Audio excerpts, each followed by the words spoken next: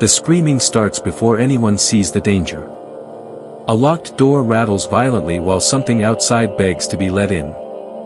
Behind the door, two grown brothers refuse to speak above whispers. They stare at the cracks beneath the frame as if expecting hands to emerge. A knock interrupts everything. The woman freezes, and for the first time, genuine panic overtakes her caution. The investigator arrives with official authority and a simple welfare check. She believes she is rescuing people from a troubled household. Inside, candles burn in every corner despite daylight outside. The air feels prepared for something rather than lived in. A heavy lock draws her attention. The homeowner rushes forward and demands she stay away from it. The warning sounds desperate rather than threatening. The investigator mistakes desperation for guilt. The lock opens. Two frightened brothers emerge and immediately beg for the door to be sealed again. They insist something waits for them at night. Nobody believes them. Bruises cover their arms. The injuries look old, but no explanation fits the pattern. That evening, one brother notices movement inside a mirror. The reflection moves a fraction slower than reality. A pale figure appears behind him in the glass. When he turns around, nothing is there. Before dawn, both brothers vanish. Search teams begin combing the city. The bodies are recovered from shallow water. No witness can explain how they got there. The grieving mother arrives in chains and fury. Instead of mourning, she blames the investigator. She claims the locked room was protection. The investigator realizes too late that she may have misunderstood everything. While adults argue, a crying voice drifts across the riverbank. Only one person hears it.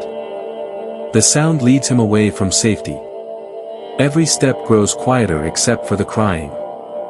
A woman-shaped silhouette appears inches from him. Her hand closes around his wrist. He escapes, but dark bruises bloom across his skin by nightfall. The pattern matches the dead brothers exactly. The investigator studies the bruises in silence. For the first time, the impossible explanation feels more convincing than the logical one. The next funeral draws a strange crowd. Several people perform protective rituals before approaching the graves. An elderly clergyman shares an old warning. He speaks of a grieving predator that mistakes strangers for family. According to the story, the entity cannot accept what it lost. It keeps searching for replacements. The explanation sounds absurd until another crying voice appears near her home that same afternoon. The sound comes from nowhere visible. Yet it grows louder whenever the girl follows it. An umbrella slides from her hands without warning. Something unseen drags it toward the water. A pale hand erupts from beneath the surface and grabs her arm. The pool remains otherwise calm. Hours later, matching bruises appear on her skin. The pattern is identical to her brother's. The investigator realizes the threat is spreading through her family. She still does not know why. A detective uncovers a crucial detail. The imprisoned mother could not have caused her son's deaths. That revelation destroys the original case. Every assumption behind the rescue begins collapsing. That night, files scatter across the kitchen floor without wind. Doors begin opening on their own. The girl sees a motionless woman standing at the end of the hallway. Nobody else notices her at first. Glass suddenly explodes inward. Every light in the house flickers at once. A door slams shut and locks itself. The investigator becomes trapped inside. Something stands on the opposite side of the room. It never blinks. She lunges forward. The figure vanishes before contact. Morning brings no relief. She visits the imprisoned mother seeking answers. Instead of gratitude, she receives blame. The woman claims the curse transferred the moment the door was opened. The investigator learns something worse. The mother once begged the entity to take another family instead. The confession explains everything and solves nothing. The predator has already made its choice. Back home, the teenage boy hears crying from upstairs. The sound resembles a wounded relative calling for help. He follows it alone. That decision lasts less than a minute before disaster strikes. The figure appears directly in front of him. He falls backward and loses consciousness. Doctors cannot explain his injuries. Their questions focus increasingly on his mother. Authorities begin suspecting abuse. The visible evidence points toward the wrong culprit.